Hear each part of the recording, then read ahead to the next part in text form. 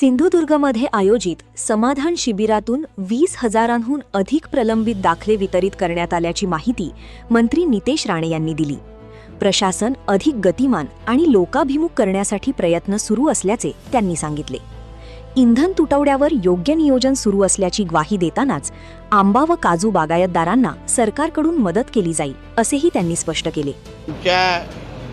महसूल खात्याने प्रामुख्याने आमचे आदरणीय बावनकुळेजी यांनी अतिशय स्तुत्य उपक्रम महसूल खात्याच्या माध्यमातून घेतलेला आहे, ज्याच्यामध्ये जे प्रलंबित दाखले आहेत सगळ्याच प्रकारचे विविध प्रकारचे ते सगळ्या दाखल्यांचं वितरणाचा कार्यक्रम हा आज जिल्हाधिकारी मॅडमच्या मार्गदर्शनाखाली आणि नेतृत्वात आज झालेला आहे.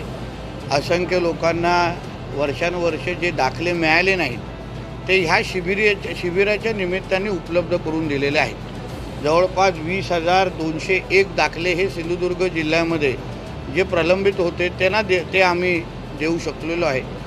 जिल्हा प्रशासन म्हणून आमचा असाच प्रयत्न असेल की भविष्यामध्ये हा 20,000 आकडा माझ्या दृष्टिकोनातून फार मोठा आहे, तो कसा कमी करता येईल, प्रशासन अजून गतिमान पारदर्शक आणि लोकभिमुख कसं करता येईल यासाठी जिल्ह्याच्या पालकमंत्री म्हणून जिल्हाधिकारी मॅडम आणि आम्ही सगळेजण एकत्र मिळून ते प्रयत्न करणार आहोत. सर, मोदी साहेबांच्या आव्हानानंतर तुम्ही स्वतः इलेक्ट्रिक कारने प्रवास करा, जिल्हावासियांना काय आव्हान करणार? बघा, जेव्हा आपल्या देशाचे कुटुंब प्रमुख आदरणीय पंतप्रधान मोदी साहेब जेव्हा आपल्याला काही सूचना करतात, आव्हान करतात, ते देश हितासाठीच असतं. शेवटी ते स्वतःचा काही स्वार्थ नजरेसमोर ठेवत नाही. कुठल्याही पक्षाच्या दृष्टिकोनातून काही पक्षाचा नेता म्हणून त्यांनी हे आवाहन केलेलं नाही आहे, पण देशाचे पंतप्रधान म्हणून त्यांनी काही अपेक्षा आणि काही आव्हान आपल्याकडून आपल्यासाठी केलेलं आहे. तर देशाच्या प्रत्येक नागरिकाने हे जे काही केलेलं आव्हान ते सकारात्मक दृष्टिकोनातून घ्यावं, त्याला पूर्ण करायला प्रयत्न करावं. शेवटी देशाच्या पंतप्रधानांना आपल्या भविष्याची चिंता आहे आणि आपलं भविष्य अतिशय सुखरूप राहावं या दृष्टिकोनातून केलेलं ते आव्हान आहे. म्हणून आम्ही जसं काल आपल्या आदरणीय मुख्यमंत्री साहेब 2 व्हीलरने विधानभवनात गेले, मी चालत गेलो, तर आजही आमच्या जिल्ह्यामध्ये सिंधुदुर्ग जिल्ह्यामध्ये येत असताना EV गाडीने प्रवास करणं हे मी आता सुरुवात केलेली आहे. जिल्हाधिकारी मॅडमनी काही आठवड्या अगोदरच तो पाऊल उचललेला आहे आणि म्हणून आम्ही सगळेजण एकत्र मिळून जेवढी जास्त प्रेरणा समाजामध्ये देऊ शकतो, आम्हाला पाहून लोकांनी जास्तीत जास्त EV गाड्या वापराव्या हा आमचा हेतू आहे आणि त्या दृष्टिकोनातून पावलं टाकली पाहिजे. तर जिल्ह्यामध्ये अनेक पेट्रोल पंपांवरती डिझेल इंधन तुटवडा आहे, कशा प्रकारे पुरवठा सुरळीत करण्याची पावलं? या बाबतीमध्ये गेल्याच आठवड्यात आदरणीय जिल्हाधिकारी मॅडमनी सगळ्या ज्या काही कंपन्या आहेत त्यांच्या बैठका घेतलेल्या आहेत, व्यवस्थित आढावा घेतलेला आहे. आमच्या दृष्टिकोनातून योग्य नियोजन चालू आहे, कुठेही जनतेला त्रास होणार नाही एवढी काळजी जिल्हा प्रशासन घेत आहे. ओंकार हत्ती संदर्भात प्रश्न आहे. ओंकार हत्ती सावंतवाडी तालुक्यामध्ये उलगूज घालतोय, 2 ते 3 ठिकाणी गाड्यांची तोडफोड हत्तीकडून झाली, कशा प्रकारचे उपाय? हो, आता आम्ही जेव्हा प्रयत्न करत होतो, आम्ही जेव्हा त्याच्यातून मार्ग काढत होतो, तर मग काही लोक कोर्टात गेले, काही लोकांना त्यावेळी वेगळ्या पद्धतीने आंदोलनं पण केली.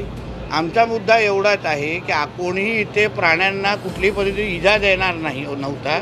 वंतारा असो किंवा जिल्ह्याच्या माध्यमातून राज्याच्या माध्यमातून काही सोय आपण करू शकतो का या दृष्टिकोनातून आम्ही पावलं टाकत होतो. तरीही आमचे DFO आणि आमचे सगळे अधिकारी त्याच्यावर मार्ग काढतायत, लवकरच तोडगा निघेल. इंधन दरवाढीनंतर काँग्रेसने टीका केली आहे, मोदींनी निवडणुका झाल्या, आता वसुली सुरू आहे, अशा प्रकारची टीका. एक लक्षात घ्या, परकीय चलन आपल्या देशामध्ये वाढावं, बचत व्हावी या दृष्टिकोनातून आदरणीय मोदी साहेबांनी अतिशय दूरदृष्टी ठेवून हा घेतलेला निर्णय आहे. जगभरामध्ये ज्या पद्धतीने अन्य देश युद्ध परिस्थितीमध्ये अन्य देशाची जी अवस्था आहे त्या तुलनेत भारतामध्ये आपल्याला काहीच अनुभवायला भेटत नाही. म्हणून ह्या ज्या केलेल्या अपेक्षा आहेत ह्या कुठलेही पक्षीय चष्म्यातून न पाहता शेवटी इंधनचा तुटवडा असेल, सोन्याच्या संदर्भात असेल, त्यांनी भारतीय नागरिकांना आवाहन केलं आहे. फक्त भारतीय जनता पक्षाच्या कार्यकर्त्यांना केलेलं नाही आहे. फक्त शेवटी काँग्रेसला राजकारण केल्याशिवाय दुसरा कुठला मार्गच नाही आहे. तेही भारतीय आहेत हे त्यांनी विसरू नये, म्हणून नेहमी पाकिस्तानच्या अजेंडा चालवण्याचं काँग्रेसने बंद करावं.